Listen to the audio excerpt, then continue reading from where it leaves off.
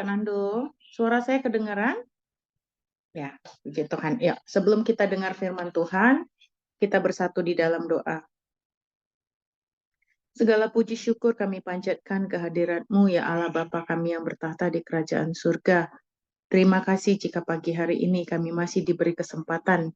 Kami bisa memuji, menyembah Tuhan, kami bisa bersekutu satu sama lain, saling sharing satu sama lain. Terlebih kami bisa belajar kebenaran firman Tuhan. Dan kami mau menjadi pelaku firman Tuhan, sehingga hidup kami diubahkan. Itulah tabungan kami di kerajaan surga, Bapa. Ada banyak hal yang terjadi di dalam hidup kami yang sebenarnya mungkin kami tidak paham, tetapi satu hal yang kami mau, dan kami belajar tunduk dan taat di hadapan-Mu.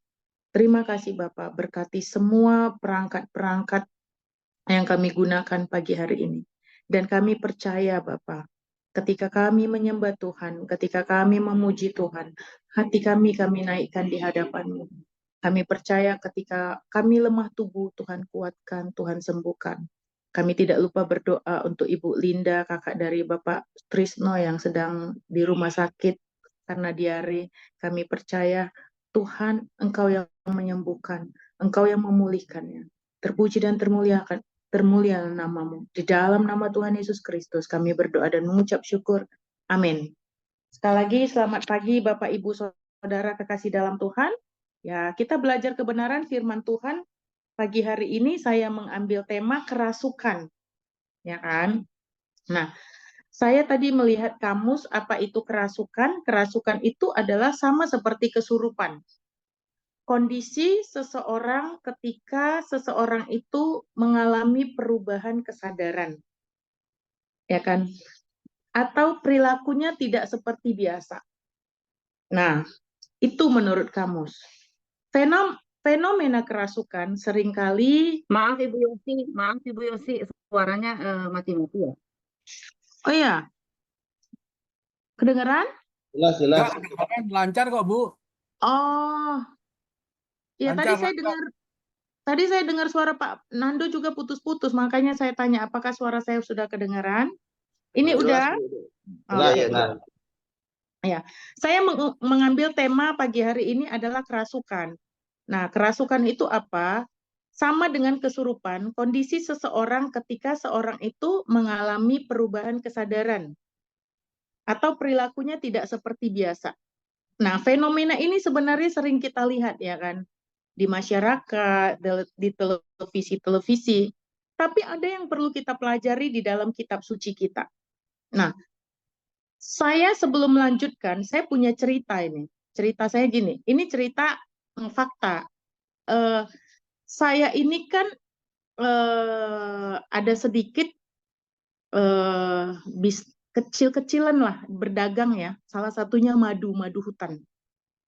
Jadi saya kerjasama dengan petaninya langsung, yang dia ambil madu itu memang dari apa sih namanya, dari tebing-tebing ya kan, dari berbatuan, dari hutan-hutan. Jadi mereka sering berkemah.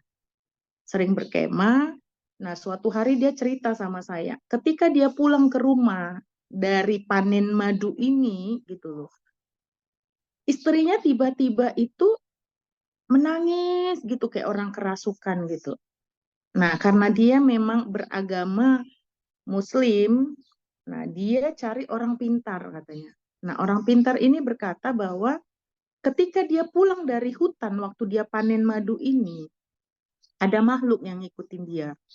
Jadi syaratnya dia harus kembali ke hutan tersebut, membuang baju yang dipakainya itu. Gitu loh. Baju yang dikenakannya waktu dia memanen madu itu gitu loh. Nah, ketika dia melakukan itu menurut orang pintar, istrinya sembuh. Nah, tetapi itu kepercayaan mereka. Apa kata Alkitab mengenai kerasukan? Nah, Bapak Ibu Saudara kekasih dalam Tuhan, jelas kerasukan itu atau kesurupan itu adalah roh jahat.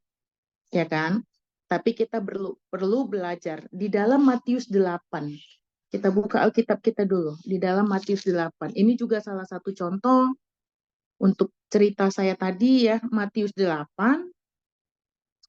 dia ayat 28 sampai 34. Nah, dua orang yang kerasukan disembuhkan. Ketika Yesus tiba di seberang, yaitu di daerah orang Gadara, datanglah dari kuburan ya. Dua orang yang kerasukan setan menemuinya. Mereka sangat berbahaya, sehingga tidak seorang pun dapat melalui jalan itu. Mereka pun berteriak, "Apa urusanmu dengan kami, hai anak Allah?" Garis bawahi. Hai anak Allah, apakah engkau kemari untuk menyiksa kami sebelum waktunya? Garis bawahin itu ya, Bapak Ibu Saudara kekasih dalam Tuhan. Nah, jelas di sini bahwa orang yang kerasukan setan itu dikaitkan dengan setan.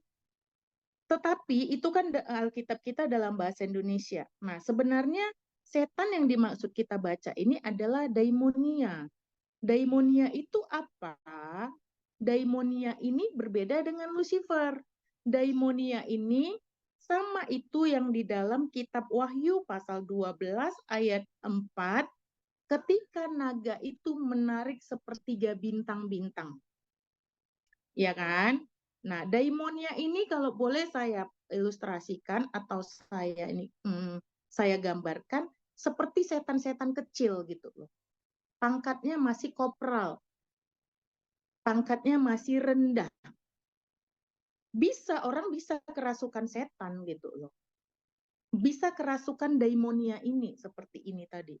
Tetapi kita mari belajar lebih serius lagi. Nah, sering sekali kita ketika melihat orang kerasukan daimonia ini, kita bisa lepaskan dalam nama Tuhan Yesus kan.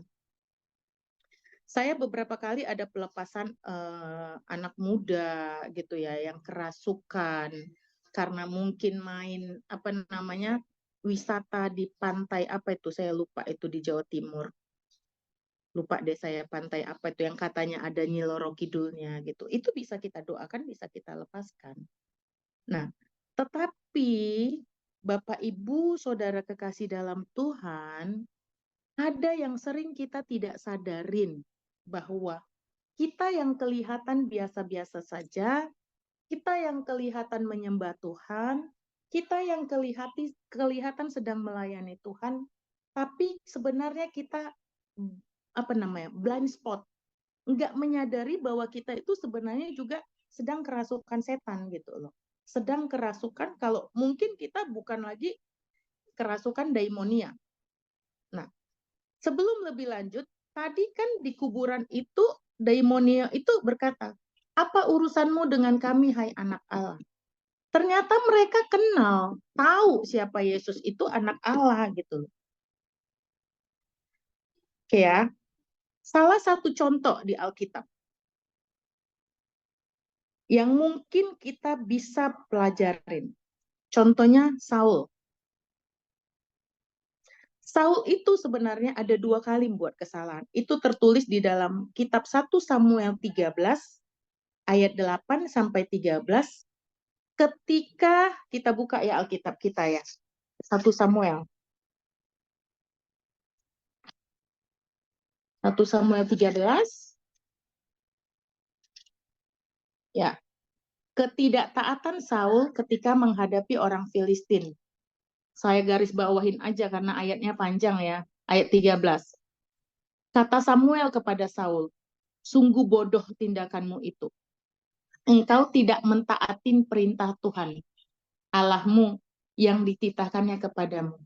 Tadinya Tuhan hendak mengokohkan kerajaanmu atas Israel untuk selama-lamanya." Ini terjadi ketika berperang kepada orang Filistin. Nah, terjadi lagi ketidaktaatan Saul itu ketika mengalahkan orang Amalek.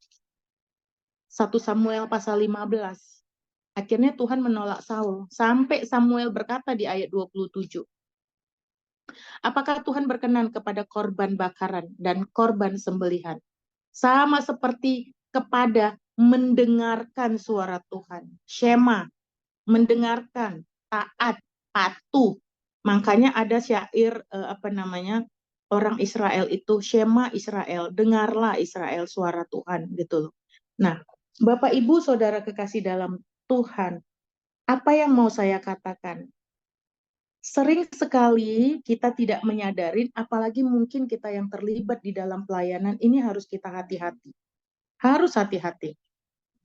Sering sekali kita mengganti kegiatan-kegiatan yang kelihatannya rohani, padahal sebenarnya kita sedang tidak taat, sedang tidak patuh kepada Tuhan.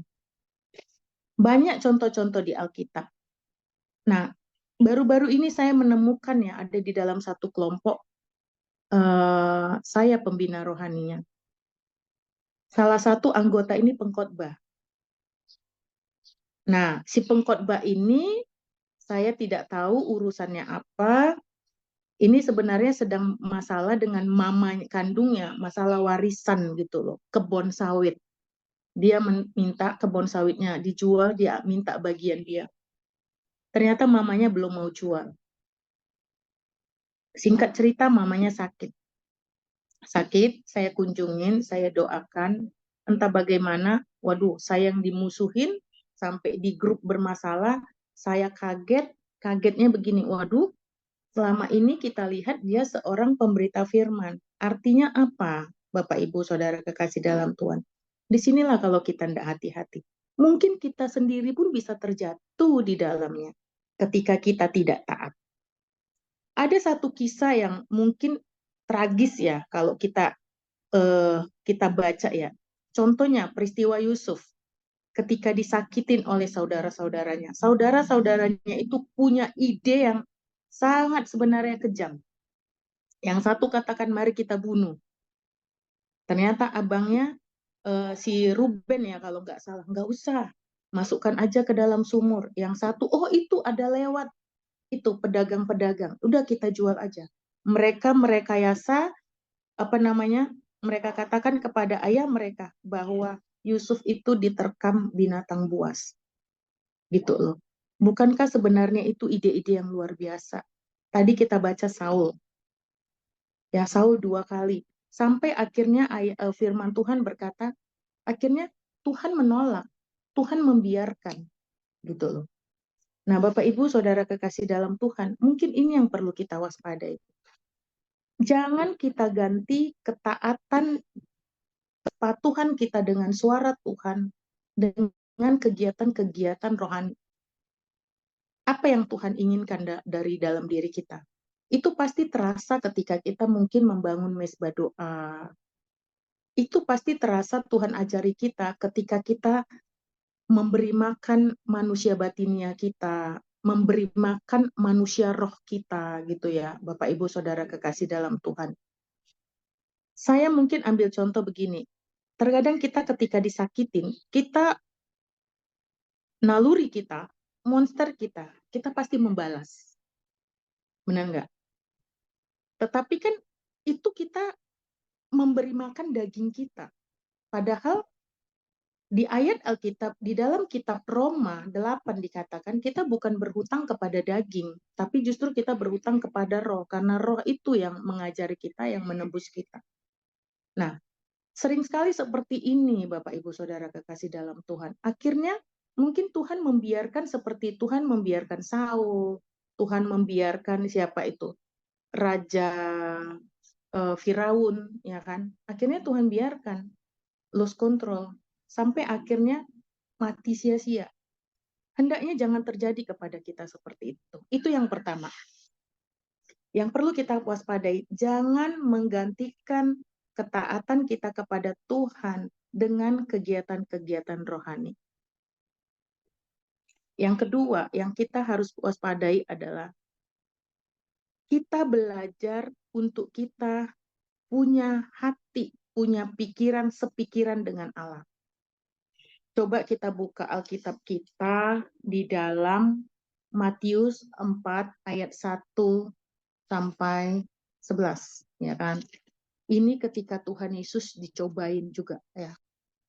Matius 4 ayat 1 sampai 11, di situ dikatakan Yesus dicobai di padang gurun. Lalu Yesus dibawa oleh Roh ke padang gurun untuk dicobain iblis. Setelah berpuasa 40 hari 40 malam, akhirnya laparlah Yesus. Nah, mungkin saya bisa mengganti kata lapar ini dengan pergumulan-pergumulan hidup kita. Ya kan? Sering sekali mungkin pasti kita ada di antara kita mungkin yang sedang memiliki masalah, ya kan?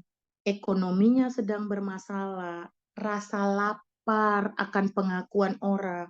Ketika kondisi kita lagi bangkrut, kita seperti nggak diakuin, ditolak, seperti itu. Tetapi di dalam kitab Matius ini dikatakan Yesus lebih taat dan patuh kepada perintah Bapaknya. Gitu loh. Ini sama dengan perkataan Rasul Paulus di dalam 2 Korintus 12 ayat 6 sampai 9 ketika Rasul Paulus berdoa supaya mengambil duri dalam dagingnya. Tetapi jawaban Tuhan adalah cukup kasih karuniaku kepadamu, Paulus. Nah, saudara kekasih dalam Tuhan, inilah yang sebenarnya harus kita perjuangkan. Ada satu ayat ya Bapak Ibu Saudara kekasih dalam Tuhan. Di dalam Matius 16 ayat 2, apa yang dikatakan Yesus kepada Rasul Petrus? Ketika Petrus berusaha untuk menolong Yesus. Kita buka Alkitab kita. Matius 16 ayat 2. Ya. Judulnya di dalam Matius 16 itu adalah pemberitahuan pertama tentang penderitaan Yesus dan syarat-syarat mengikut Dia. Ya, judulnya kita baca sekali lagi. Pemberitahuan pertama tentang penderitaan Yesus dan syarat-syarat mengikut Dia. Saya baca ayat 21. Sejak itu Yesus mulai mengatakan kepada murid-muridnya bahwa Ia harus pergi ke Yerusalem dan menanggung banyak penderitaan dari pihak tua-tua, imam-imam. Tua-tua imam-imam ini jelas tokoh-tokoh agama, kepala dan ahli Taurat. Lalu dibunuh dan dibangkitkan kepada hari ketiga. Ayat 22. Petrus menarik Yesus ke samping dan mulai menegur Yesus. Dia berkata, Tuhan, kiranya Allah menjauhkan hal itu. Hal itu sesekali tidak akan menimpa engkau. Kata Yesus. Yesus berpaling dan berkata kepada Petrus, enyalah iblis. Nah, tadi kita di atas belajar orang yang kerasukan setan itu daimonia.